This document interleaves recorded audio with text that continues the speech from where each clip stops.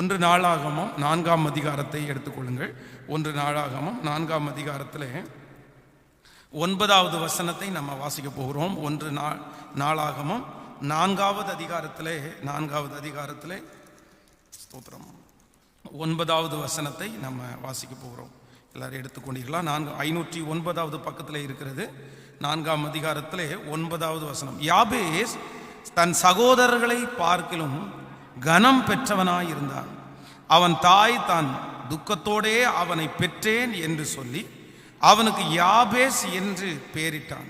யாபேஸ் இஸ்ரவேலின் தேவனை நோக்கி, தேவரீர் என்னை ஆசீர்வதித்து என் எல்லையை பெரிதாக்கி உமது கரம் என்னோடு இருந்து தீங்கு என்னை துக்கப்படுத்தாதபடிக்கு அதற்கு என்னை விலக்கி காத்தருளும் என்று வேண்டிக் கொண்டான். அவன் வேண்டிக் கொண்டதை தேவன் அருளினான். ஆமேன் சொல்லுவோம்.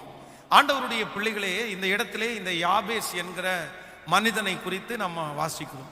இந்த யாபேசனுடைய ஆசீர்வாதங்கள், யாபேசனுடைய வாழ்க்கை காரியங்கள் எல்லாம் நம்ம அறிந்திருக்கிற ஒன்று. யாபேஸ் அவனுடைய தாய் தன்னை துக்கத்தோடு அவனை பெற்றெடுத்தார்களாம். பெற்றெடுத்து அவனுக்கு என்ன பேர் வைக்கிறாங்க அப்படின்னா, அவனுக்கு துக்கம் அப்படின்ற பேரை அவனுக்கு வைக்கிறாங்க. துக்கம், சஞ்சலம், கண்ணீர். பொதுவாக ஒரு பிள்ளை பிறக்கும் போது, அதான் அந்த பிள்ளை பிறக்கிறதுக்கு முன்பாகவே நிறைய பேர் என்ன பண்ணுவாங்க அப்படின்னா, நிறைய பேர் செலக்ட் பண்ணுவாங்க. ஆம்பளை பிள்ளை பிறந்தா இந்த பேர் வைக்கணும், பொம்பளை பிள்ளை பிறந்தா இந்த பேர் வைக்கணும். அப்போ பேரை இன்றைக்கு இருக்கிற காலகட்டத்தில் அந்த பேரை ரொம்ப முக்கியத்துவமா நம்ம நிறைய பேர் வைப்போம். அது பொதுவாக சிலருடைய பேர் நல்ல பேராக இருக்கும்போது அவங்களுக்கே ஒரு பெரிய கான்ஃபிடென்ட் இருக்கிற மாதிரி இருக்கும். ஓ, நம்முடைய பேர் நல்ல பேர், அந்த பேரை சொல்றதற்கு அவங்க கூச்சப்பட மாட்டாங்க. ஆனால் சிலர் என்ன பண்ணுவாங்க அப்படின்னா, அவர்களுடைய பேர் ஒருவேளை கிராமத்தில் இருக்கிற அம்மா அப்பா வச்சாங்க அப்படின்னா நிறைய பேர் அந்த பேரை சேஞ்ச் பண்ணணும் அப்படின்னு நினைப்பாங்க. அதான் ஞானஸ்நானம் எடுக்கும்போது நிறைய பேர் விக்கிரகத்தினுடைய பேரை வைத்திருக்கிறவங்க நிறைய பேர், இந்த மாதிரி எங்கள் அம்மா அப்பா தெரியாமல் எங்களுக்கு விக்கிரகத்தினுடைய பேரை வச்சுட்டாங்க, அதனால பேரை சேஞ்ச் பண்ணுங்க அப்படின்னு சொல்லுவாங்க. ஆனால் எங்கிட்ட ஒரு நாள் ஒரு ஞானஸ்நானத்திற்காக வந்த ஒரு நபர் என் பேர் கொஞ்சம் மாற்றி வைக்க முடியுமான்னு கேட்டாங்க ஞானஸ்நானம் எடுக்கும்போது. அப்போ அவங்கள பார்த்து கேட்டேன், அவங்க பேர் என்ன அப்படின்னு கேட்டேன். அவங்க ஒரு நல்ல ஒரு பேர் சொன்னாங்க. ஒரு காமனான ஒரு பேர், அது விக்கிரகத்தினுடைய பேரெல்லாம் இல்லை, ஆனால் ஒரு பேர். அப்பா அவன்கிட்ட கேட்டேன், இந்த பேர் மாற்றணுமா, அது ஒரு விக்கிரகத்தினுடைய பேர் இல்லையே அப்படின்னு.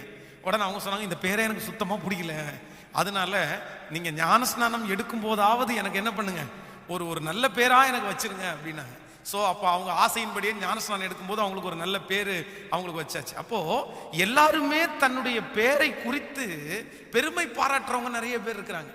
இன்னும் சில கடைகளுக்கு போனோம்னா, சில ஷாப்புக்கு போகும்போது நம்முடைய பேர் போட்டு அந்த ஷாப்பினுடைய போர்டு இருந்தால் நமக்கு உடனே ஒரு பெரிய சந்தோஷம். பாரு, என் பேர் போட்டு ஷாப் ஓப்பன் பண்ணியிருக்கிறாங்க அப்படின்னு. அதுவும் நல்ல ஷாப்னா ரொம்ப பெருமையாக பேசுவோம். அந்த ஷாப் ரொம்ப ஒரு சாதாரணமான ஷாப்பாக இருந்தால் என் பேரை போட்டு இந்த ஷாப் வச்சுருக்கிறாங்க அப்படின்னு நமக்கு துக்கமாக இருக்கும். நான் சின்ன வயதில் இருக்கும்போது பார்த்தீங்கன்னா, எங்கள் ஊர்லேயே பென்ஸ் டெக்ஸ்டைல்ஸ் அப்படின்ற ஒரு துணிக்கடை இருந்துச்சு. அந்த துணிக்கடையில் அந்த கவர் கிடைக்கும் பாருங்களேன். அந்த கவர் யாராவது ஒருத்தர் அந்த கவர் வச்சுருந்தாங்கன்னா அந்த கவரை நானே வாங்கி அதில் அந்த என்னுடைய பேரை மட்டும் தனியாக பிளேடு வச்சு கட் பண்ணி அதை என்னுடைய புக்கில் வச்சுருப்பேன். ஸோ அது ஒரு பிடிக்கும். ஆனால் வேதம் சொல்லுது, இந்த யாபேஸுக்கு தன்னுடைய தாய் ஒரு அழகான பேரை வைக்கவே இல்லை. பழைய காலங்களில் சூழ்நிலைக்கு ஏற்ப பேர் வைக்கிறது சகஜமானதாக இருந்தாலுமே இந்த பிள்ளைக்கு என்னென்னு பேர் வச்சுட்டாங்கன்னா, துக்கம், சஞ்சலம் அப்படின்னு பேர் வச்சுட்டாங்க. ஆனால் வேதம் சொல்லுது, எல்லாரை பார்க்கிலும் சஞ்சலத்தோடு பெற்றெடுத்து தான் பிறக்கும் போதே ஒரு சஞ்சலமான பேரோட பிறந்த இந்த யாபேஸ் என்ன பண்றான் அப்படின்னா, தேவனை பார்த்து ஒரு ஜெபம் பண்றான். என்ன ஜெபம்னா, தேவரீர் என்னை ஆசீர்வதித்து, தேவரீர் என்னை ஆசீர்வதித்து என் எல்லையை பெரிதாக்கி. சோ ஒரு தேவனுடைய பிள்ளை, நான்காவதாக நீங்கள் உங்களுடைய வாழ்க்கையிலே ஜெபிக்க வேண்டிய மிக முக்கியமான ஜெப குறிப்பு. எந்த ஜெப குறிப்பு அப்படின்னா, நீங்க உங்களை ஆசீர்வதிக்கிறதற்காக கண்டிப்பா நீங்க ஜெபிக்கணும். ஆண்டவரே என்ன ஆசீர்வதியும் அப்படின்னு ஜெபம் பண்றது ஒரு நாளும் தவறானது அல்ல. இன்னைக்கு நிறைய பேர் என்ன நினைக்கிறாங்க அப்படின்னா, நம்ம அப்படி ஜெபம் பண்ணக்கூடாது, நம்மை நாமே ஆண்டவரே என்ன ஆசீர்வதியும், ஆண்டவரே என்ன ஆசீர்வதியும் அப்படின்னு சொல்லி ஒரு தன்னலமான ஜெபம் அப்படின்னு நிறைய பேர் தங்களுக்காக இல்லையென்றால் தங்களை ஆசீர்வதிக்கிறதற்கு நிறைய பேர் ஜெபம் பண்றதே இல்லை. ஒன்று நினைத்துக் கொள்ளுங்கள், மிக அவசியமான ஒரு ஜெபம் என்ன அப்படின்னா, நம்முடைய தலையின் மேல ஆசீர்வாத குறைவுகள் அநேகம் இருக்கிறது.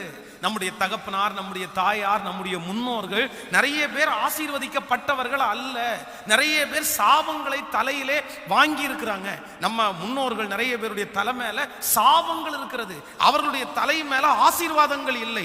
சோ அந்த நம்ம தலை மேல இருக்கிற சாபங்கள் நம்மை விட்டு கடந்து போகிறதற்கு, நம்முடைய முன்னோர்களுடைய சாபங்கள் நம்மை விட்டு கடந்து போகிறதற்கு கண்டிப்பா யாருடைய ஆசீர்வாதம் நம்ம தலை மேல இருந்தாதான் அந்த சாபம் மாறும்னா, ஆண்டவருடைய ஆசீர்வாதம் இருந்தால்தான் அந்த சாபங்கள் மாற முடியும்.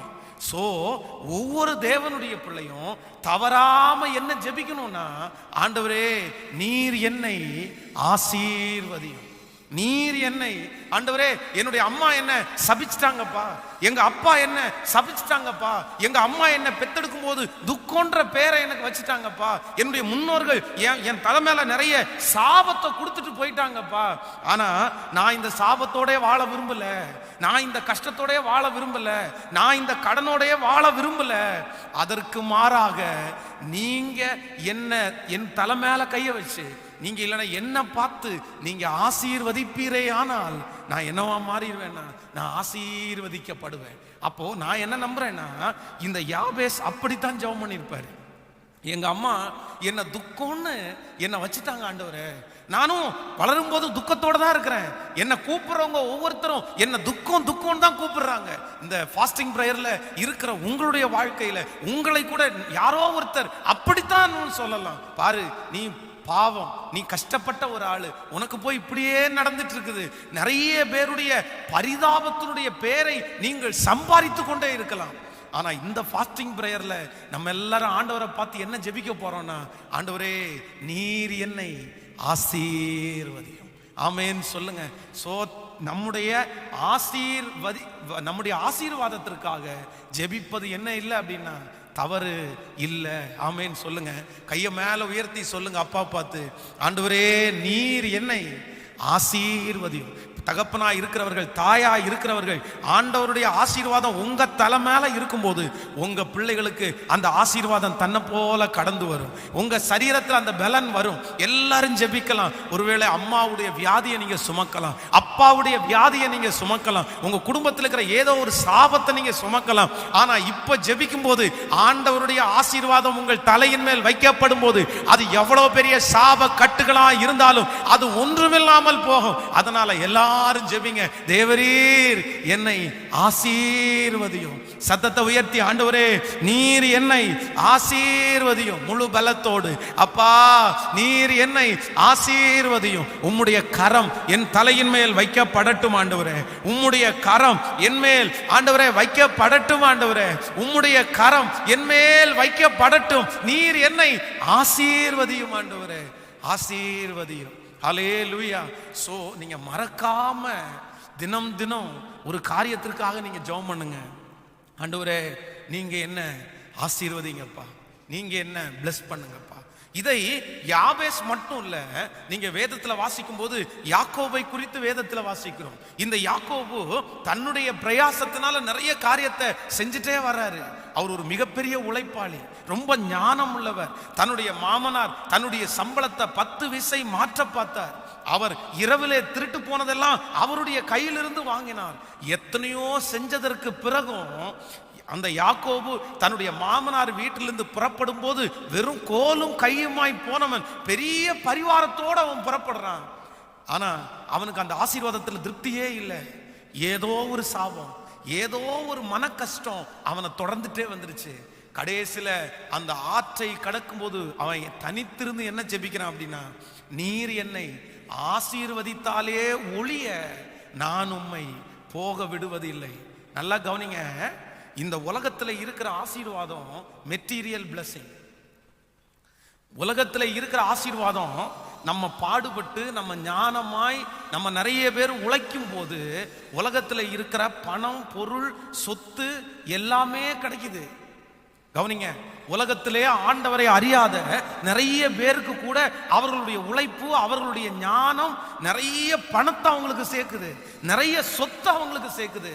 ஆனா வேதம் சொல்லுது, கர்த்தருடைய ஆசீர்வாதமே ஐஸ்வர்யத்தை தரும், அதனோடு வேதனையை கூட்டார்.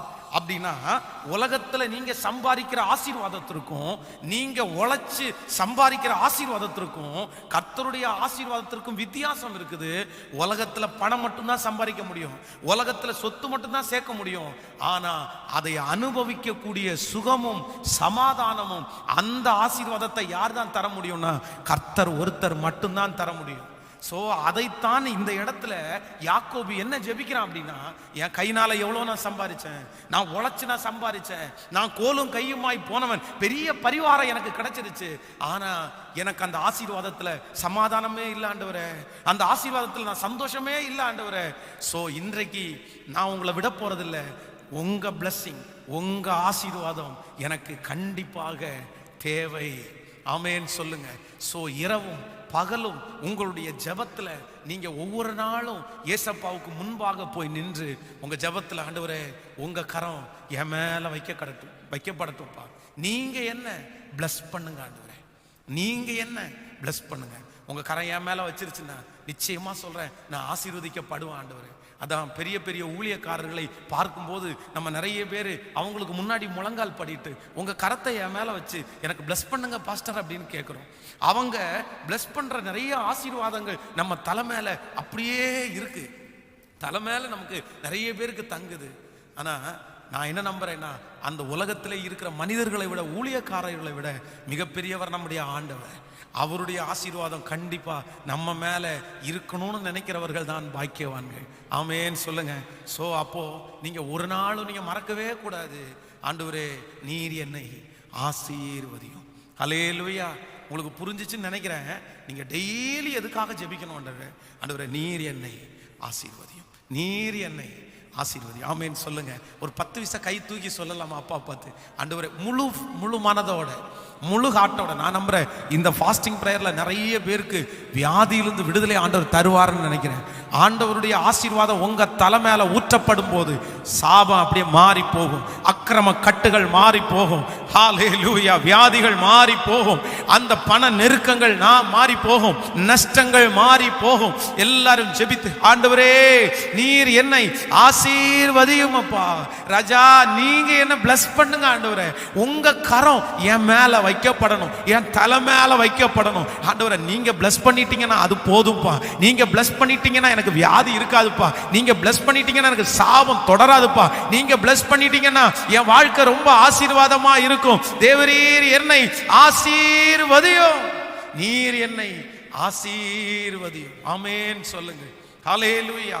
ஏசாவை குறித்து வேதம் சொல்லுது, தன்னுடைய சகோதரன் அவனுடைய ஆசீர்வாதத்தை ஏமாற்றி அப்படியே வாங்கிட்டு போவான் யாக்கோபு.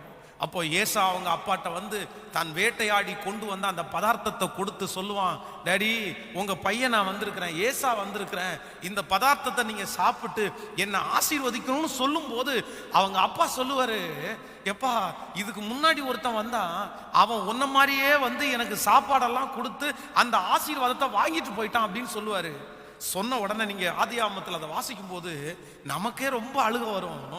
ஏசா தன் தகப்பனை நோக்கி, என் தகப்பனே என்னையும் ஆசீர்வதியும், என் தகப்பனே என்னையும் ஆசீர்வதியும்.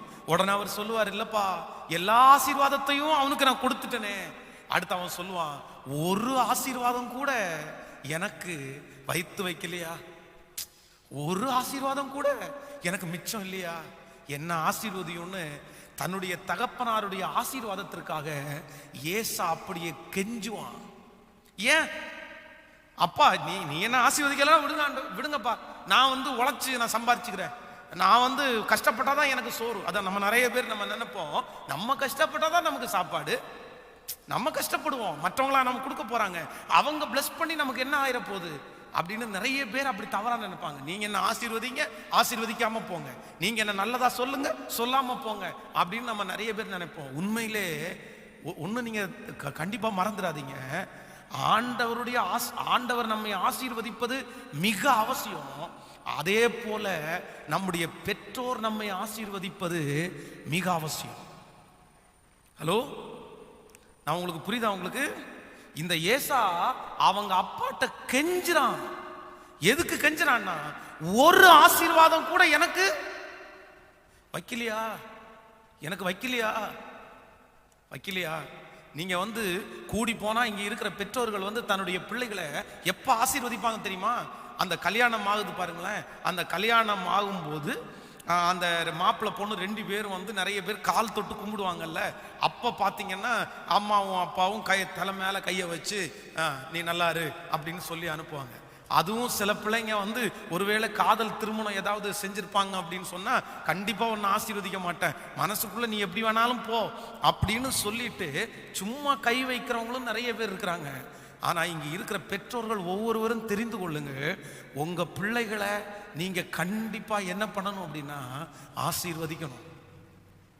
ஆமே, நீ நல்லா இருப்படா, நீ எங்க போனாலும் கடவுள் உன்னை நல்லா வச்சிருப்பாரு, நீ நல்லா வருவ, ஆண்டவர் உன் கையில் லட்சங்களை தருவாரு, கோடிகளை தருவாரு, நீ ஊழியம் செய்வ, ஆண்டவருக்காக பெரிய பெரிய காரியத்தை செய்வ. ஒருவேளை உங்களுடைய பிள்ளைகள் தவறு செய்கிறவர்களா கூட இருக்கலாம். நான் சொல்றேன், நம்ம யாருமே வானத்திலிருந்து டைரக்டா தப்பே பண்ணாம குதிச்சவங்க எல்லாம் கிடையாது. உங்களுடைய காலங்களில் நீங்கள் செய்த தவறு அன்றைக்கு பெரிய தவறு, இன்றைக்கு இந்த காலத்துல நம்முடைய பிள்ளைகள் செய்த தவறு பெரிய தவறா இருக்குது. ஒருவேளை அன்றைக்கு நீங்க வாழ்ந்துட்டு இருக்கும் போது அப்படிப்பட்ட சூழ்நிலை, அப்படிப்பட்ட காரியங்கள் உங்களுக்கு கிடைத்திருக்குமே, ஆனால் நீங்க எத்தனை பேர் அப்படி ஹோலியா வாழ்ந்திருப்பீங்க அப்படின்றது கேள்விக்குறிதான். இன்றைக்கு அதான், அன்னைக்கு நமக்கு நிறைய ஆப்பர்ச்சுனிட்டிஸ் நிறைய கிடைக்கல, அதனால நம்ம நிறைய பேர் தப்பு பண்ணல, நிறைய பேர் பாவம் பண்ணல. ஆனா இன்னைக்கு இருக்கிற நிறைய பிள்ளைகளுக்கு தவறு செய்வதற்கு நிறைய வாய்ப்பு கிடைக்குது, அதனால நிறைய பேர் தப்பு பண்றாங்க. அதான் நம்ம நிறைய பேர் என்ன நினைப்போம்னா, என் வயிற்றுலே பிறந்துட்டு இப்படி எனக்கே துரோகம் பண்றியே, உன்ன மாதிரியா நான் இருந்தேன், நான் எப்படி இருந்தேன்னு தெரியுமா சின்ன வயசுல, என்னுடைய வாழ்க்கை என்ன தெரியுமா, நான் என்னுடைய கமிட்மெண்ட் என்ன தெரியுமா. உண்மைதான், உங்களுடைய கமிட்மெண்ட் நீங்க தாண்டி வந்தது. ஏன்னா அன்னைக்கு இங்க இருக்கிற நிறைய பேருக்கு உங்களுக்கு சாப்பிட்றதற்கு கூட என்ன இல்லை, வழி இல்லை, சாப்பிட்றதுக்கு கூட நமக்கு வசதி இல்லை. அன்னைக்கு நம்முடைய குடும்பம் முழுவதும் கஷ்டப்பட்டோம். நம்ம ஒரு சாக்லேட் வாங்கி சாப்பிடணும்னா கூட அம்மா அப்பாட்ட கெஞ்ச வேண்டியது இருந்துச்சு. ஆனா நம்முடைய பிள்ளைகள் இன்னைக்கு ஐஸ்கிரீமை அவங்க சாதாரணமா இப்போ எடுத்து சாப்பிட்றாங்க. ஸோ நம்ம வளர்ந்த வளர்ப்புக்கும் நம்முடைய பிள்ளைகள் வளர்ந்த வளர்ப்புக்கும் நிறைய வித்தியாசம் இருக்குது. நான் அவங்கள என்கரேஜ் பண்ணல, ஆனா ஒரு நாளும் உங்க பிள்ளைகளை ஆசீர்வதிப்பதே அன்றி ஒரு நாளும் உங்க பிள்ளைகளை என்ன பண்ணிடாதீங்க சொல்லுங்க. ஏன் அப்படின்னா, உங்க வாழ்க்கையிலே ரொம்ப முக்கியமான ஒன்று அம்மா அப்பாவுடைய பிளெஸ்ஸிங், அம்மா அப்பாவுடைய ஆசீர்வாதம். சிலர் ரொம்ப சின்சியரா லவ் பண்ணிட்டு, பாஸ்டர் இனி அந்த பொண்ணை எனக்கு பிரியவே முடியாது, அந்த பையனை எனக்கு பிரிக்கவே முடியாது, ஆனா என் வீட்டில் ரொம்ப எதிர்பார்க்கிறாங்க, நான் என்ன செய்யறதுன்னே தெரில, ஒத்துக்கவே மாட்டேங்கிறாங்க.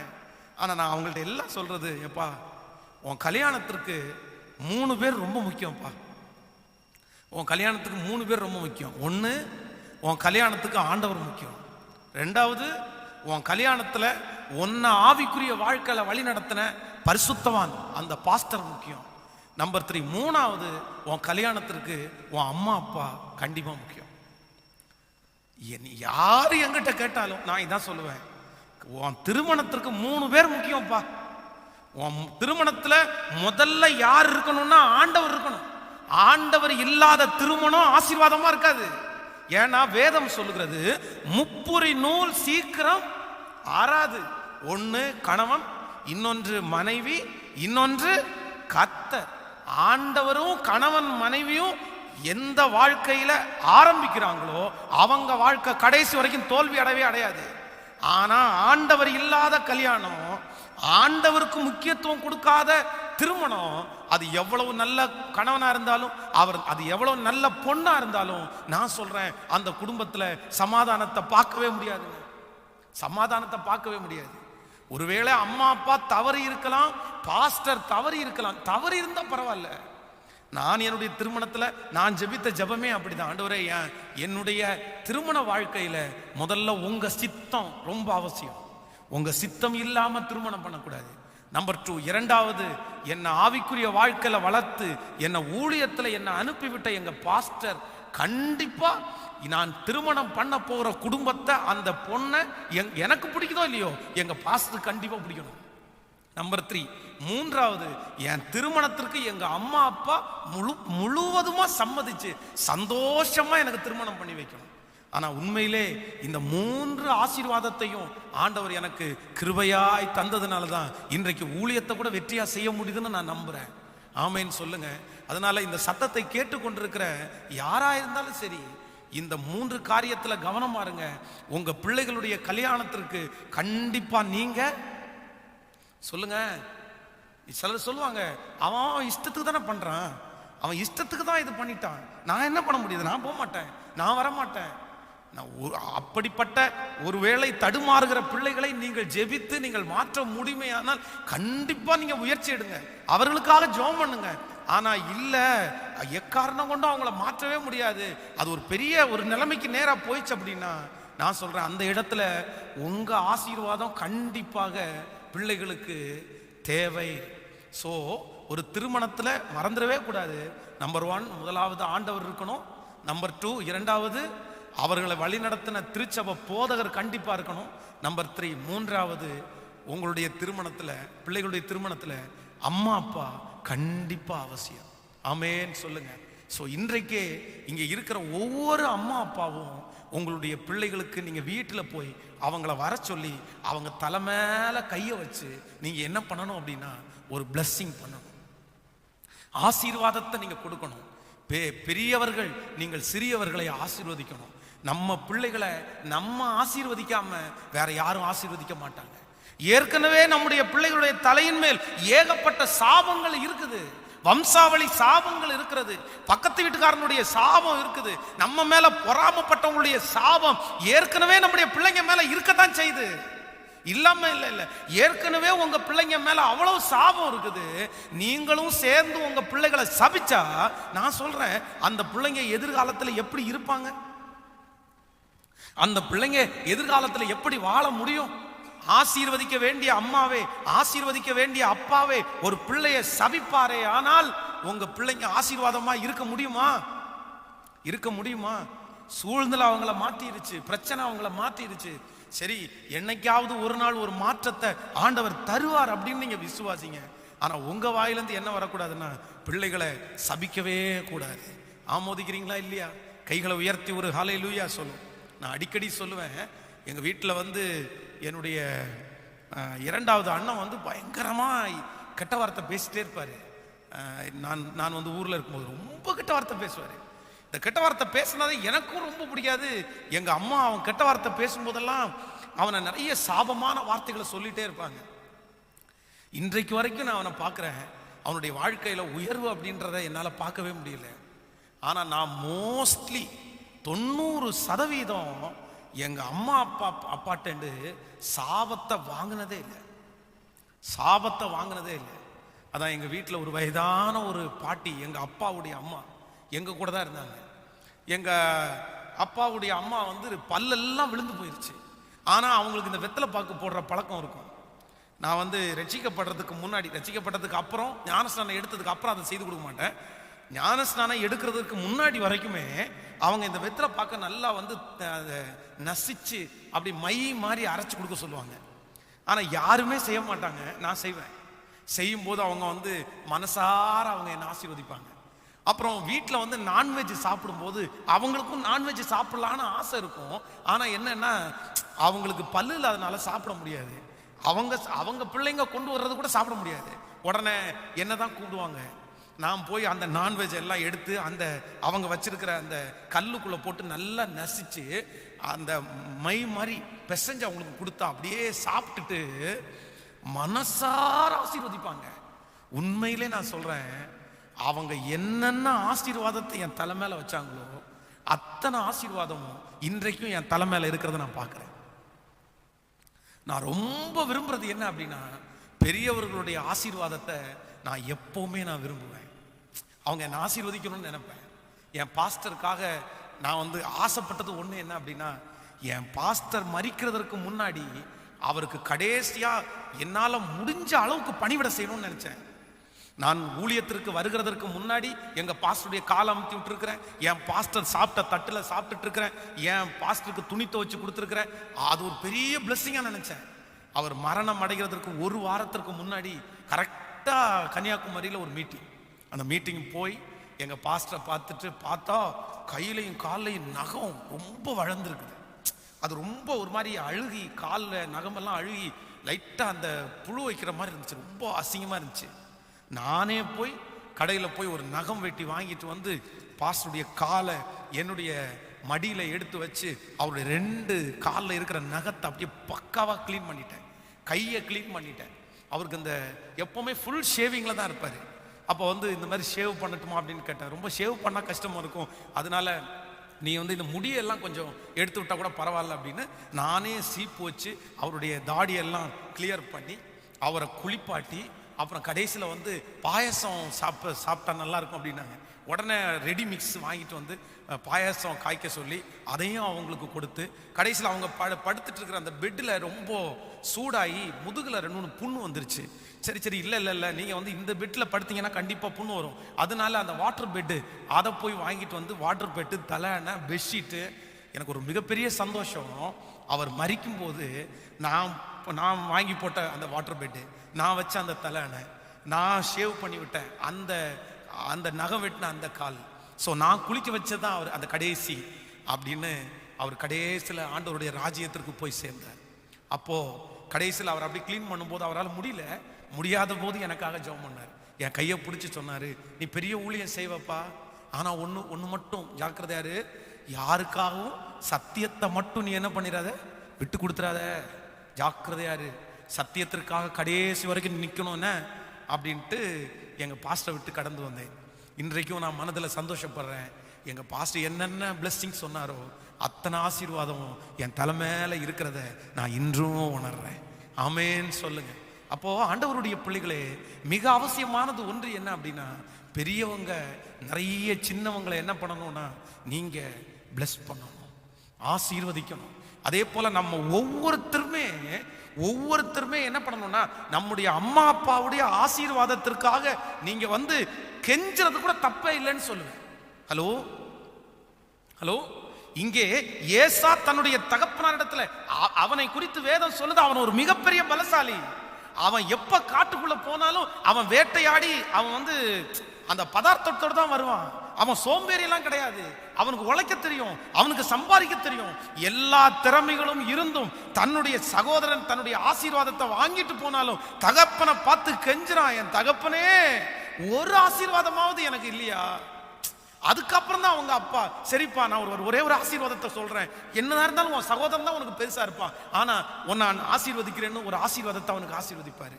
ஸோ எல்லாருக்கும் மிக அவசியமான ஒன்று, இங்க பிள்ளைகளா இருக்கிற அத்தனை பேரும் முழங்கால் போட்டு நீங்க உங்க அம்மாவுக்கு முன்னாடி அப்பாவுக்கு முன்னாடி போய் நின்று உன் கையை என் தலை மேல வச்சு என்ன ஒரு 10 blessing சொல்லுமா, ஒரு 10 blessing சொல்லுப்பா அப்படின்னு சொல்லணும். இன்னும் நீங்கள் அம்மா அப்பாவா இருக்கிறவங்க, இந்த ஜெபத்துல இருக்கிறவங்க, உங்க பிள்ளைகளை வர சொல்லி முழங்கால் படியிட சொல்லி அவங்க தலை மேல கையை வச்சு நீங்க அவங்கள என்ன பண்ணணும் அப்படின்னா ஆசீர்வதிக்கணும். ஆண்டவரே, நான் பட்ட எந்த கஷ்டமும் என் பிள்ளை படக்கூடாது. நான் உங்களுக்காக செய்யணும்னு ஆசைப்பட்டேன், ஆனா என்னால செய்ய முடியல. ஆனா என் பிள்ளை உங்களுக்காக பெரிய காரியத்தை செய்யணும். என் பிள்ளைக்கு லட்சங்களுக்கு என் பிள்ளைய நம்புங்க, கோடிகளுக்கு என் பிள்ளைய நம்புங்க, என் பிள்ளை பரிசுத்தமா நிற்கணும் அப்படின்னு உங்க மனசார உங்க இருதயத்தின் ஆழத்திலிருந்து என்ன வார்த்தை வரணும் அப்படின்னா பிளெஸ்ஸிங்கான வார்த்தை வந்துட்டே இருக்கணும். இதுக்கு முன்னாடி இந்த ஜெபத்துல இருக்கிற யாரோ ஒருத்தர் உங்க பிள்ளைகளை சபித்திருப்பீர்களே, ஆனால் தயவு செய்து உங்க பிள்ளைகளுடைய தலை மேல கையை வைக்கும் போதே நீங்க அதை எல்லாம் வாபஸ் ஆக்கிங்க. ஆண்டவரே, என் பிள்ளைய இந்த மாதிரி எல்லாம் நான் சபிச்சிருக்கிறேன், எல்லாத்தையும் நான் ரிட்டர்ன் வாங்கிக்கிறேன். இல்ல என் பிள்ளைக்கு அந்த சாபம் ஒண்ணுமே நடக்கக்கூடாது, அதை கேன்சல் பண்ணி ஜெபிக்கிறேன். என் பிள்ளைக்கு ஆசீர்வாதம் மட்டும்தான் வரணும் அப்படின்னு நீங்க சொல்லுங்க. ஆண்டவர் நம்மை ஆசீர்வதிக்கிறதுக்கு வல்லவராய் இருக்கிறார். ஹல்லேலூயா. சோ நம்ம ஜெபிக்க வேண்டிய மிக முக்கியமான ஒரு ஜெபம், தேவரீர் என்னை ஆசீர்வதியும். ஆமென் சொல்லுங்க. மறக்க மாட்டீங்கன்னு நான் நம்புறேன். தேவரீர் என்னை. சோ நம்மை ஆசீர்வதிக்கிறதுக்காக ஜெபிப்பது நமக்கு என்ன இல்லை அப்படின்னா தவறு இல்லை. சங்கீதக்காரன் ஐயா தாவீது ஆண்டவருடைய சமூகத்தில் போய் நின்று, ஆண்டவரே உம்முடைய ஆசீர்வாதத்தினாலே அடியேனுடைய வீடு என்றென்றேக்கும் நிலைத்திருப்பதாக. ஸோ சங்கீதக்காரன் ஐயா தாவீது கூட ஆண்டவரிடத்துல என்ன கேட்குறான் அப்படின்னா, உங்க பிளஸ்ஸிங் என் வீட்டின் மேலே என் குடும்பத்தின் மேலே இருக்கட்டும் ஆண்டவரே. இன்னைக்கு சில தவறான நான் அதை தவறான உபதேசம் தான் சொல்லுவேன். ஆசீர்வதிக்கிறதுக்காக ஜெபம் பண்ணாதீங்கப்பா. ஏன்னா ஆண்டவருக்கு உங்களை ஆசீர்வதிக்க தெரியாதா?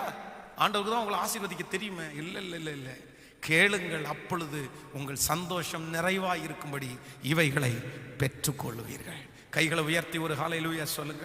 ஸோ ஒரு சில காரியங்கள், ஒரு 2 காரியத்தை மட்டும் உங்களுக்கு சொல்லி உங்களுக்கு ஜெபிக்க போகிறேன். ஆசீர்வாதத்தில் தேவனுடைய பிள்ளைகள் கற்றுக்கொள்ளக்கூடிய 2 காரியம் இருக்குது. ஒன்று, முதலாவதாக நம்ம வாசிக்க போகிறோம். ஆதியாகமத்தில் ஒரு வசனத்தை நம்ம வாசிக்க போகிறோம்.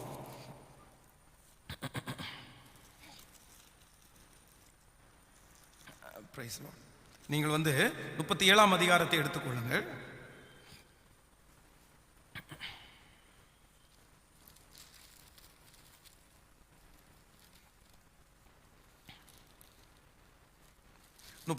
அதிகாரத்தில் 11வது வசனத்தை நம்ம வாசிக்க போகிறோம். அவன் சகோதரர் அவர் மேல் பொறாமை கொண்டார்கள். அவன் தகப்பனோ அவன் சொன்னதை மனதிலே வைத்துக் கொண்டான்.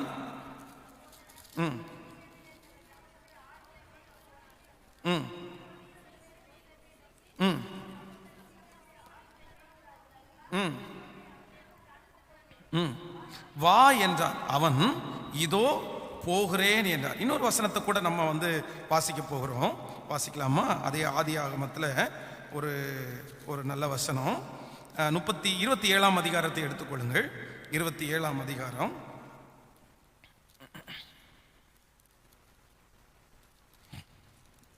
34வது வசனத்தை வாசிக்க போறோம்.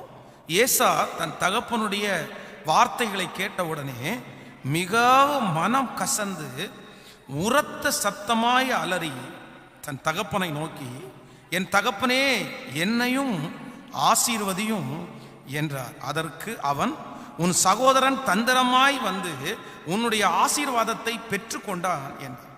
38வது வசனம். ஏசா தன் தகப்பனை நோக்கி, என் தகப்பனே, இந்த ஒரே ஆசீர்வாதம் மாத்திரமா உம்மிடத்தில் உண்டு? என் தகப்பனே, என்னையும் ஆசீர்வதியும் என்று சொல்லி ஏசா சத்தமிட்டு அழுதான். அப்பொழுது அவன் தகப்பனாகிய ஈசாக்கு அவனுக்கு பிரதி உத்தரமாக, உன் வாசஸ்தலம் பூமியின் ஸ்தாரத்தோடும் உயர வானத்திலிருந்து இறங்கும் பனியோடும் இருக்கட்டும். நீங்கள் அப்படியே 43வது வசனத்திற்கு வாருங்க. ஆகையால் என் மகனே, நான் சொல்லுவதை கேட்டு எழுந்து புறப்பட்டு. 42வது வசனம். மூத்த மகனாகிய ஏசாவின் வார்த்தைகள் ரெபேக்காளுக்கு அறிவிக்கப்பட்டது. அப்பொழுது இவன் தன் இளைய மகனாகிய யாக்கோபை அழைத்து, உன் சகோதரனாகிய ஏசா உன்னை கொன்று போட நினைத்து தன்னை தேற்றிக் கொள்ளுகிறான். 41வது வசனம். யாக்கோபை தன் தகப்பன் ஆசீர்வதித்தது நிமித்தம் ஏசா யாக்கோபை பகைத்து, என் தகப்பனுக்காக துக்கிக்கும் நாட்கள் சீக்கிரமாய் வரும். அப்பொழுது என் சகோதரனாகிய யாக்கோபை கொன்று போடுவேன் என்று ஏசா தன் இருதயத்திலே சொல்லி கொண்டான். ஆமென். இங்கே 2-3 வசனங்களை நம்ம வாசிச்சோம். இதுல ஆண்டவருடைய பிள்ளைகள் கற்றுக்கொள்ள வேண்டியது ஒன்று என்னன்னா, இந்த ஏசா தன்னுடைய தகப்பனாருடைய ஆசீர்வாதத்திற்காக அவன் கெஞ்சினான். இந்த ஒரு ஆசீர்வாதம் மாத்திரமா நீங்க வச்சிருக்கிறீங்க அப்படின்னு சொல்றான். இன்னைக்கு இவனுடைய பார்வைக்கு தன் தகப்பனாருடைய ஆசீர்வாதம் ரொம்ப பெருசா தெரியுது. ஆனா இதற்கு முன்பாக ஒரு நாள் வேதம் சொல்கிறது, தன் தகப்பனாருடைய அதான் சேஷ்ட புத்திர பாகம், தன்னுடைய குடும்பத்திலே அவனுக்கு கிடைக்கிற அந்த ஆசீர்வாதத்தை அவன் என்ன பண்ணானாமா, அலட்சியம் பண்ணினான். நம்பர் 1, முதலாவதாக ஒரு தேவனுடைய பிள்ளை ஆசீர்வாதத்தை ஒரு காலம் நீங்க ரிஜெக்ட் பண்ணக்கூடாது. ஹலோ, கவனிங்க. ஆசீர்வாதத்தை ஒரு நாளும் ஆண்டவருடைய பிள்ளைகள், கர்த்தரே ஆண்டவரே உங்களுக்கு கொடுக்கிற ஆசீர்வாதத்தை உங்களுடைய ஹெட் வெயிட்னால, இல்லைன்னா நீங்க பெரிய ஆளா இருக்கணும் அப்படின்றதற்காக, இல்ல உங்களுடைய கோபத்திற்காக, நீங்கள் யாரோ ஒருத்தர் மேல வச்சிருக்கிற அந்த கசப்பிற்காக கண்டிப்பா உங்களுக்கு வருகிற ஆசீர்வாதத்தை நீங்க என்ன பண்ணிடக்கூடாதுன்னா ரிஜெக்ட் பண்ணிடவே கூடாது. இந்த இடத்துல ஏசா செய்த ஒரு மிகப்பெரிய தவறு அதுதான். முதலாவதாக கொஞ்சம் கூழுக்காக அவனுடைய ஆசீர்வாதத்தை அவன் என்ன பண்ணானாமா, அலட்சியம் பண்ணான், ரிஜெக்ட் பண்ணான். அவனுக்கு அன்னைக்கு பார்க்கிறதுக்கு அந்த கூழ் தான் ரொம்ப பெருசா தெரிஞ்சிருச்சு. நான் பசினால சாகணுமா? ஏன் ஒரு நேரம் பசியா இருந்த உடனே மனுஷன் செத்துருவாங்களா? இல்ல. ஒரு மனுஷன் 40 நாள் 50 நாள் கூட சாப்பிடாம வாழ முடியும். ஆனா தன்னுடைய ஒரு நேரத்தினுடைய அந்த பசியை அடக்க முடியாம அவனுடைய கூழை பார்த்த உடனே இவனுக்கு ரொம்ப டெம்டேஷன்ஸ் வருது. உடனே யாக்கோபு கேட்கிறான், அப்படின்னா உன்னுடைய கூழை எனக்கு கொடுத்துறியா, நீ உன்னுடைய சேஷ்டபுத்திர பாகத்தை எனக்கு கொடுத்துறியா அப்படின்னு சொன்ன உடனே இவன், அந்த சேஷ்டபுத்திர பாகம் எனக்கு எதுக்கு, நீ வச்சுக்கோ. ஃபர்ஸ்ட் இவனுடைய வாழ்க்கையிலே இந்த ஆசீர்வாதத்தை அவன் ரிஜெக்ட் பண்ணதுனால, இரண்டாவது அவன் ஆசீர்வாதத்தை தேடி போகும்போது கூட அவனுக்கு ஆசீர்வாதம் என்ன செய்யல அப்படின்னா கிடைக்கவே இல்லை. அதான் நிறைய பேர் ஃபர்ஸ்ட்ல இவங்க ரொம்ப கோபத்தோட, எனக்கு ஒன்றும் வேணாம், உன் வேலையும் வேணாம், ஒன்றும் வேணாம், உன் சம்பளம் வேணாம், ஒன்றும் வேணாம். ஏன் நீ இல்லைன்னா இன்னொரு ஓனரு, நீங்க இல்லைன்னா இன்னொரு வேலை, இந்த இடம் இல்லைன்னா இன்னொரு இடம், என் அப்பாட்ட இந்த ஆசீர்வாதம் இல்லைன்னா. அப்போ நிறைய பேர் தங்களுடைய கோபத்தினாலே ஆசீர்வாதங்களை நிறைய பேர் என்ன பண்ணிடுறாங்கன்னா ரிஜெக்ட் பண்ணிடுறாங்க. நீ எனக்கு வேண்டாம்.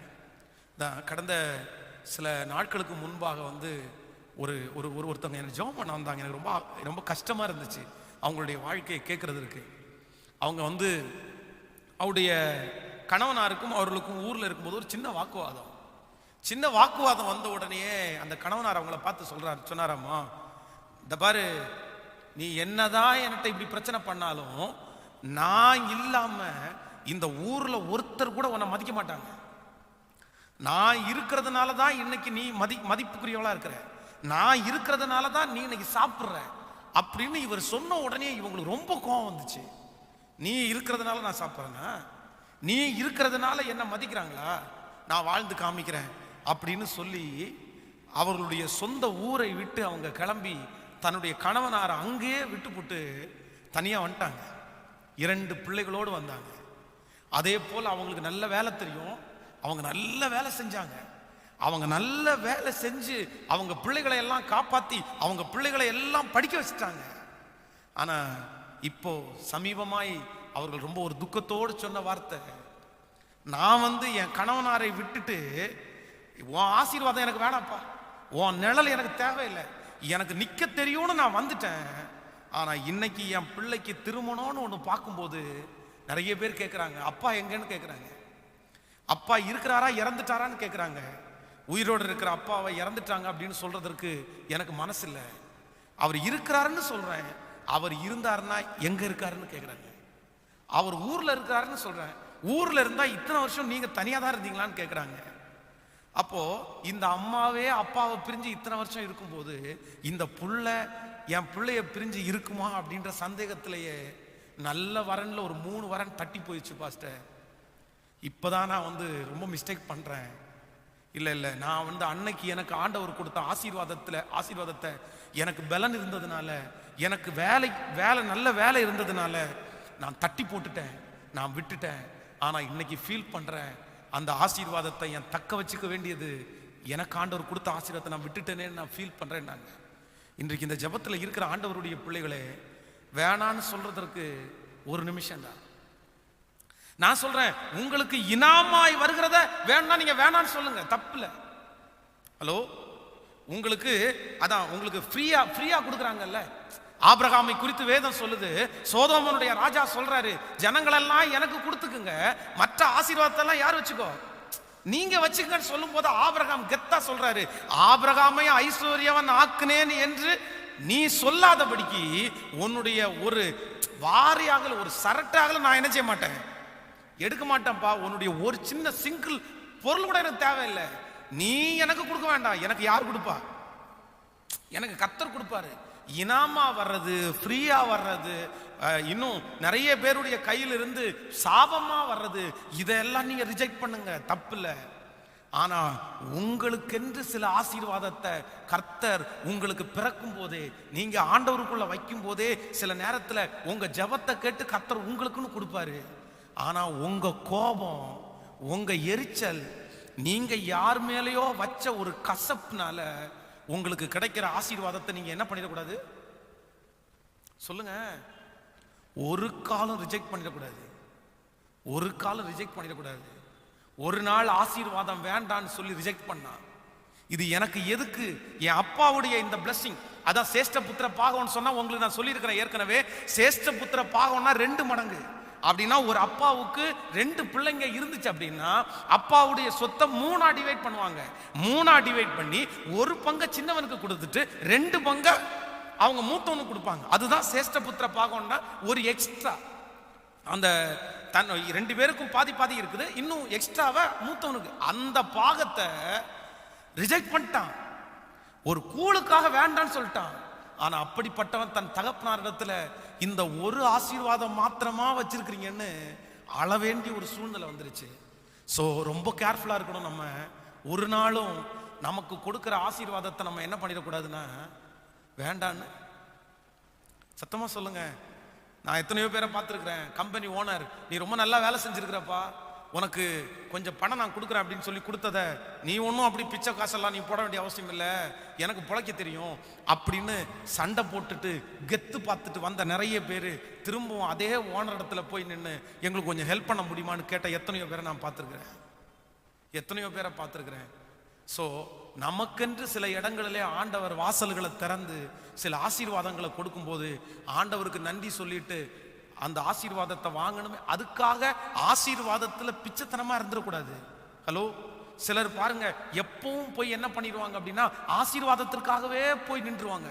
அதுக்காகவே போய் ஐஸ் வைக்கிறது அப்படின்னா தன்னுடைய வாழ்க்கையில இன்கிரிமெண்ட்டுக்காகவே அடுத்தவங்களுடைய காலெல்லாம் பிடிச்சி பொய்யெல்லாம் சொல்லி இன்னொருத்தரை குறிச்சு போட்டு கொடுத்து எப்படியாவது உயர்வு கிடைக்காதா, அந்த மாதிரி உயர்வு அது தேவையில்லை. அது ஆண்டவருடைய பிள்ளைகளுக்கு அவசியம் இல்லை.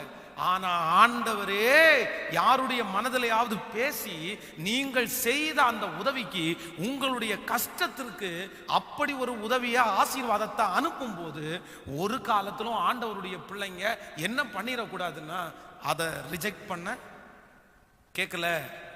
சத்தமா சொல்லுங்க, எல்லாரும் சொல்லுங்க, ரிஜெக்ட் பண்ணவே கூடாது. அது தேவன் எனக்காகவே வைத்திருந்தது. எனக்காய் அவர் தர அவர் வல்லவராய் இருக்கிறார். கைகளை அசைத்து ஒரு ஹல்லேலூயா சொல்லுங்க. நிறைய பேர் தங்களிடத்துல இருக்கிற அந்த ஹெட் வெயிட்னால, இன்னும் நிறைய பேர் தங்களிடத்துல இருக்கிற அந்த கோபத்தினால ஆசீர்வாதங்களை சீன்னு போட்டவங்க எத்தனையோ பேரை நான் பார்த்துருக்கிறேன். அப்பாவுடைய ஆசீர்வாதம் எனக்கு வேண்டாம், அம்மாவுடைய ஆசீர்வாதம் எனக்கு வேண்டாம், உங்க சொத்து உங்க பணம் எனக்கு வேண்டாம் அப்படின்னு வந்தவங்க எத்தனையோ பேர். இல்லை இல்லை, அது உங்களுக்குரியது, அது உங்களுக்கே ஆண்டவர் தர வல்லவராய் இருக்கிறார். ஆமேன் சொல்லுங்க. அதே நேரத்தில் உங்களிடத்துல இருந்து ஆசீர்வாதத்தை யாராவது புடுங்கணும்னு நினைச்சாங்க அப்படின்னா நீங்க அவங்கள்ட்ட ஃபைட் பண்ண வேண்டிய அவசியம் இல்லை. அவங்க அதை கொண்டு போயிடட்டும். அவங்க கொடுத்ததை விட பல மடங்கு அதிகமாய் ஆண்டவர் உங்களுக்கு கொடுத்து உங்களை அங்கீகரிக்க கனப்படுத்த ஆண்டவர் வல்லவராக இருக்கிறார். அப்பா கொடுக்கறது கொஞ்சம் தான் கொடுப்பாரு. ஆனால் ஆண்டவர் கொடுத்தாருன்னா உங்களுக்கு அமுக்கி குலுக்கி சரிந்து விழும்படியாய் உங்களுக்கு போதும் போதுன்ற அளவுக்கு ஆண்டவர் கொடுக்க வல்லவராக இருக்கிறார். ஆமேன்னு சொல்லுங்க. ஸோ நம்பர் 1, ஆசீர்வாதத்தில் ஆண்டவருடைய பிள்ளைங்க அறிஞ்சிக்க வேண்டிய மிகப்பெரிய சத்தியம் என்ன அப்படின்னா, நான் எப்பவுமே என் ஆசீர்வாதத்தை என்ன பண்ண மாட்டேன் அப்படின்னா ரிஜெக்ட், அலட்சியம் பண்ண மாட்டேன். ஆமேன்னு சொல்லுங்க. பக்கத்தில் இருக்கிற கையை பக்கத்தில் இருக்கிற பார்த்து சொல்லுங்க, உங்களுக்கு ஆண்டவர் கொடுக்கிற ஆசீர்வாதத்தை அலட்சியம் பண்ணாதீங்க. ஆமேன்னு சொல்லுங்க. உங்க பிள்ளைகளுக்கும் நீங்க கற்றுக் கொடுங்க. ஆசீர்வாதத்தை என்ன பண்ணிடாதீங்க, அலட்சியம் பண்ணாதீங்க. அதான் ரொம்ப மிஞ்சி போச்சுன்னா சிலர் தேன் கூட்ட கூட மிதிக்கிறது போல ஆசீர்வாதங்கள் சில வீடுகளில் அதிகமாய் வரும்போது சில பிள்ளைங்க ரிஜெக்ட் பண்ணிடுறாங்க. உங்க பிள்ளைங்க ஆசீர்வாதத்தை ரிஜெக்ட் பண்ற அளவுக்கு நீங்க அவங்களுக்கு கொடுத்துறாதீங்கன்னு சொல்றேன். ஹலோ, நான் சொல்றது உங்களுக்கு புரியுதா? அதான் உங்க பிள்ளைகளுக்கு சாப்பாடு ஒரு நேரம் பிரியாணி கொடுக்கலாம், ஆனா 3 நேரம் பிரியாணி கொடுத்தா உங்க பிள்ளைகளுக்கு கேட்கல, உங்க பிள்ளைகளுக்கு சலிச்சு போயிடும். அதை அவங்க என்ன பண்ணுவாங்க? அலட்சியம் பண்ணுவாங்க, வேஸ்ட் பண்ணுவாங்க. அப்போ உங்க பிள்ளைங்க ஆசீர்வாதத்தை அலட்சியம் பண்ற மாதிரி யாரு தான் வைக்கிறது? நம்ம தான் வைக்கிறோம். ஸோ அலட்சியம் பண்ற அளவுக்கு நம்ம வீட்டில் சமைக்க வேண்டிய அவசியம் இல்லை. ரிஜெக்ட் பண்ற குப்பையில கொட்டுற அளவுக்கு நம்ம வீட்டில் நம்ம சமைக்க வேண்டிய அவசியம் இல்லவே இல்லை. அழுகி போகிற அளவுக்கு நம்ம வீட்டில் பொருளை வாங்க வேண்டிய அவசியம் இல்லவே இல்லை. நம்முடைய பொருட்கள் எதுவுமே அலட்சியம் பண்ணப்படாமல் இருக்க ஆண்டவர் நமக்கு கிருபை பாராட்டுவாராக. ஆமென் சொல்லுங்க. ஸோ இரண்டாவது இன்னொரு காரியத்தை கூட உங்களுக்கு சொல்லி உங்களுக்காக நான் ஜெபிக்க போறேன். வாசிக்கலாமா? ஒரு வசனத்தை கூட நம்ம வாசிப்போம். ஆதியாகமத்தில், அதே ஆதியாகமத்தை நாம் எடுத்துக்கொள்ளலாம். ஆதியாகமத்தில்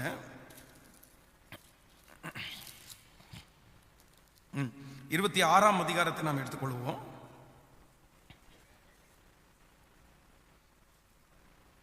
26ஆம் அதிகாரத்தில் நம்ம 22வது வசனத்தில் மைக்கில் வாசிக்க பார்க்கலாம். 22வது வசனத்திலிருந்து வாசிக்கலாம். 26ஆம் அதிகாரம் 22வது வசனத்திலிருந்து. பின்பு அவ்விடம் விட்டு பெயர்ந்து போய் வேறொரு துறவை வெட்டினான். அதை குறித்து அவர்கள் வாக்குவாதம் பண்ணவில்லை. அப்பொழுது அவன், நாம் தேசத்தில் பழுகும்படி இப்பொழுது கர்த்தர் நமக்கு இடம் உண்டாக்கினார் என்று சொல்லி அதற்கு ரெகபோத் என்று பெயரிட்டான். அங்கே இருந்து பெயர்சபாவுக்கு போனான். அன்று ராத்திரியிலே கர்த்தர் அவனுக்கு தரிசனமாகி, நான் உன் தகப்பனாகிய ஆபிரகாமுடைய தேவன், பயப்படாதே, நான் உன்னோட கூட இருந்து உன் ஊழியக்காரனாகிய ஆபிரகாமின் நிமித்தம் உன்னை ஆசீர்வதித்து உன் சந்ததியை பெருக பண்ணுவேன் என்றான். அங்கே அவன் ஒரு பலிபீடத்தை கட்டி கர்த்தருடைய நாமத்தை தொழுது கொண்டு அங்கே தன் கூடாரத்தை போட்டான். அவ்விடத்தில் ஈசாக்கின் வேலைக்காரர் ஒரு துறவை வெட்டினார்கள். அபிமெலேக்கும் அவன் சிநேகிதனாகிய அகுசாத்தும் அவன் சேனாதிபதி ஆகிய பிகோலும் கேராரில் இருந்து அவனிடத்திற்கு வந்தார்கள். அப்பொழுது ஈசாக் அவர்களை நோக்கி, ஏன் என்னிடத்தில் வந்தீர்கள்? ஏன் என்னிடத்தில் வந்தீர்கள்? நீங்கள் என்னை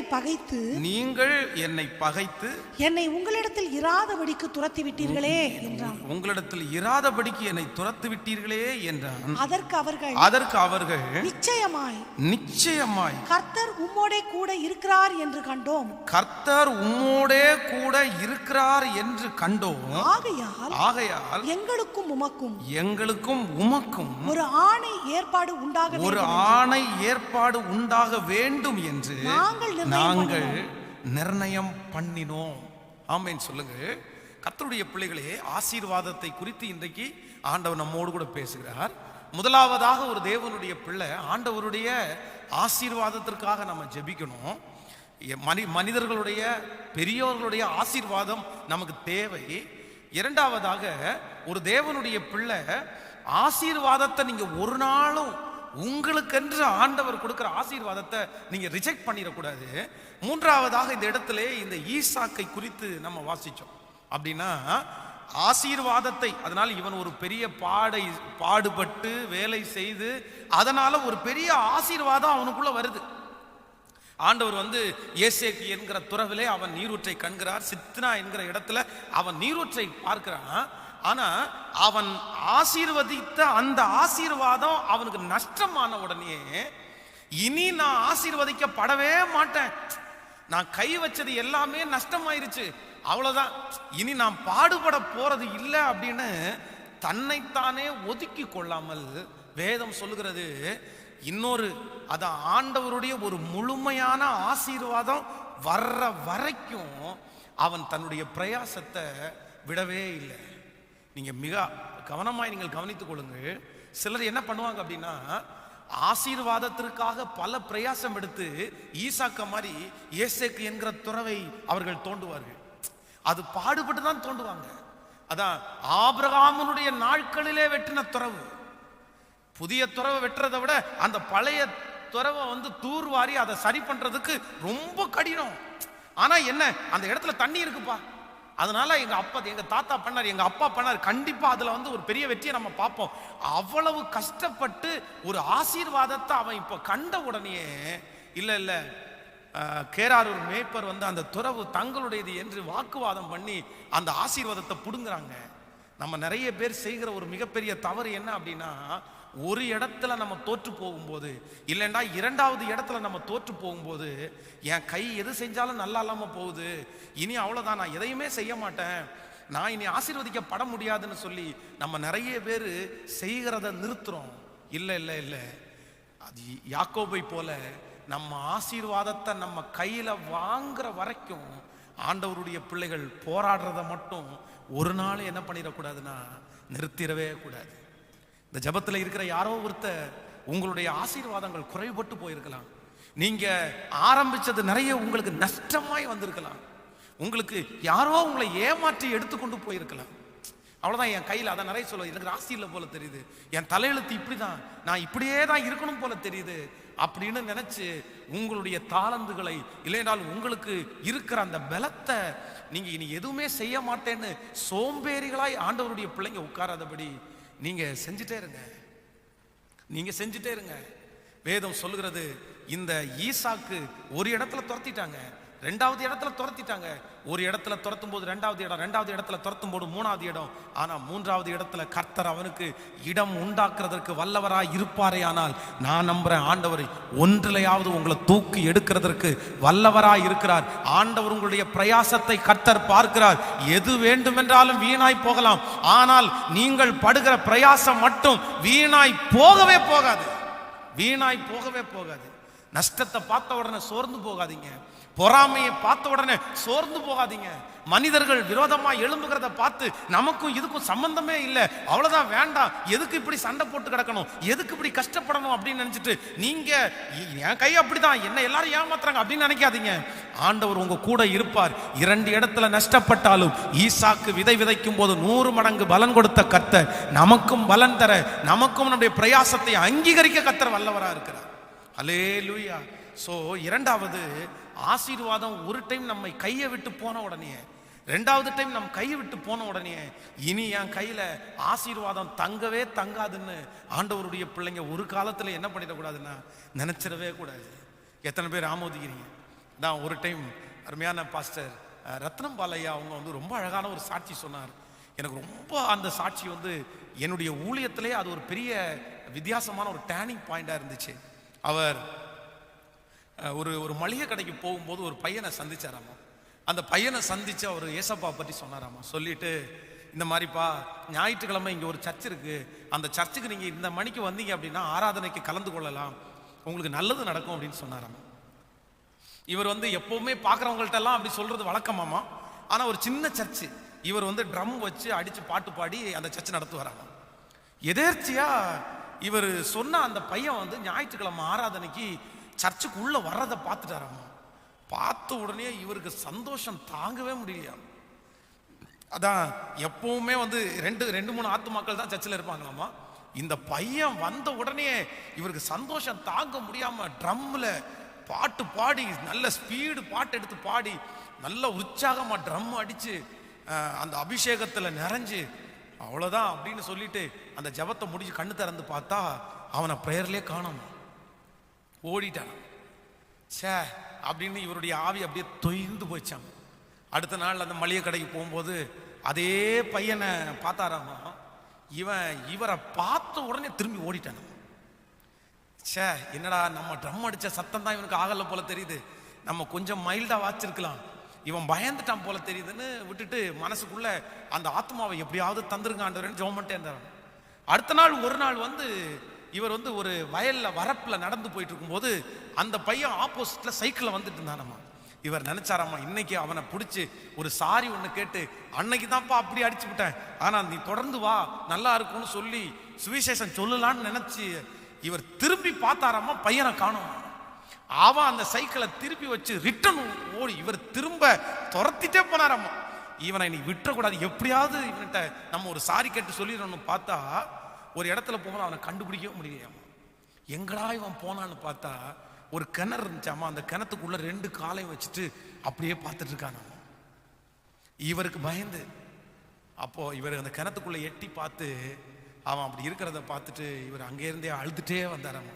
ஆண்டவரே, உங்களை பார்த்தா அவன் ஓடி இருப்பானாப்பா, எனக்குள்ள நீங்க இல்லையா?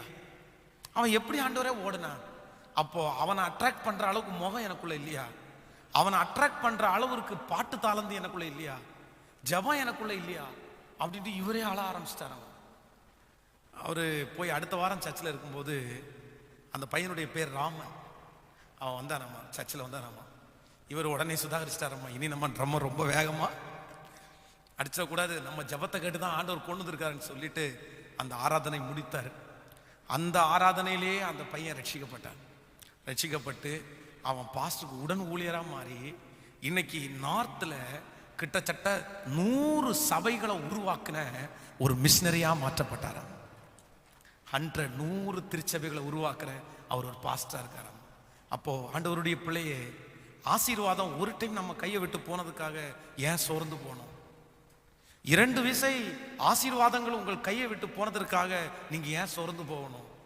இல்ல உங்களோடு கூட இருக்கிற ஆண்டவர், அதான் பல இடத்துல நீங்க விழுந்து போனாலும் ஆண்டவர் உங்களை தூக்கி எடுக்கிறதுக்கு, அதான் நீங்க இழந்து போனதை, நீங்க 2 இடத்துல இழந்து போனதை அந்த 3வது இடத்துல கர்த்தர் இழந்து போனதை, 2 இடத்துல இழந்து போனதை சேர்த்து கொடுக்கிறதற்கு கர்த்தர் வல்லவராக இருக்கிறார். அதான் ஈசாக்கு சொல்லுகிறான், கர்த்தர் எனக்கு இங்கே இடம் உண்டாக்கினார்.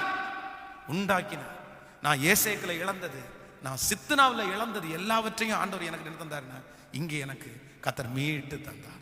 ஹல்லேலூயா. ஸோ ஆசீர்வாதத்தில் ஆண்டவருடைய பிள்ளைகள் கற்றுக்கொள்ளக்கூடிய 2வது பாடம் என்னன்னா, ஒரு டைம் என் கையை விட்டு போனதற்காக நான் ஃபெயிலியர்னு நினைச்சு நான் அந்த ஆசீர்வாதத்தை விட மாட்டேன். 2வது டைம் என் கையை விட்டு அது போனதற்காக நான் ஒரு ஃபெயிலியரான பர்சன் அப்படின்னு சொல்லிட்டு நான் விட மாட்டேன். நான் அவர் என்னை ஆசீர்வதிக்கிற வரைக்கும், அவர் என்ன இதுல நிறுத்துகிற வரைக்கும் நான் அவரை விடப்போவதே இல்லை. ஹல்லேலூயா. எத்தனை பேர் ஆமோதிக்கிறீங்க? இப்ப எல்லாரும் எழும்பி நின்று ஆண்டவரிடத்துல கேட்க போறோம், தேவரே என்னை ஆசீர்வதியும். இந்த திருச்சபையில ஒரே ஒரு சத்தம் மட்டும்தான் கேட்கணும், ஆண்டவருடைய பிளஸிங் எனக்கு வேணும் ஆண்டவரே, உம்முடைய கரம் என் மேல் வைக்கப்படணும் ஆண்டவரே. சொல்லுங்க எல்லாரும் இருதயத்தின் ஆழத்திலிருந்து, ஆண்டவரே நீங்க என்ன பிளஸ் பண்ணுங்க ஆண்டவரே. எல்லாரும் சொல்லுங்க, ஆண்டவரே நீங்க என்ன பிளஸ் பண்ணுங்க ஆண்டவரே. முழு இருதயத்தோடு ஒவ்வொருவரும் சொல்லுங்க, ஆண்டவரே நீங்க என்ன ஆசீர்வதிங்க ஆண்டவரேன்னு சொல்லுங்க இருதயத்தின் ஆழத்திலிருந்து. எல்லாரும் சொல்லுங்க அப்பாவை பார்த்து, சிஸ்டர் உங்களுக்கு யாருடைய ஆசீர்வாதம் இல்லாமோ உங்களுக்கு கிடைத்தாலும் ஆண்டவருடைய ஆசீர்வாதம் உங்களுக்கு கண்டிப்பா தேவை. ஆண்டவருடைய ஆசீர்வாதம் உங்களுக்கு மிக அவசியம். ஆண்டவருடைய ஆசீர்வாதம் உங்களுக்கு தேவை. ஹல்லேலூயா. நம்முடைய முன்னோர்களுடைய சாப கட்டுகள் நம்மை விட்டு மாறி போகும்படியாக, நம்ம தலை மேல இருக்கிற சாபங்கள் மாறி போகும்படியாக, ஹல்லேலூயா, ஆண்டவருடைய ஆசீர்வாதம் கண்டிப்பா நம்ம தலை மேல இருக்கணும். ஆண்டவருடைய ஆசீர்வாதம் கண்டிப்பா நம்ம தலை மேல இருக்கணும். எல்லாரும் கையை மேல உயர்த்தி இயேசுவே என்னை ஆசீர்வதியும் என்று சொல்லுங்கள். ஹல்லேலூயா.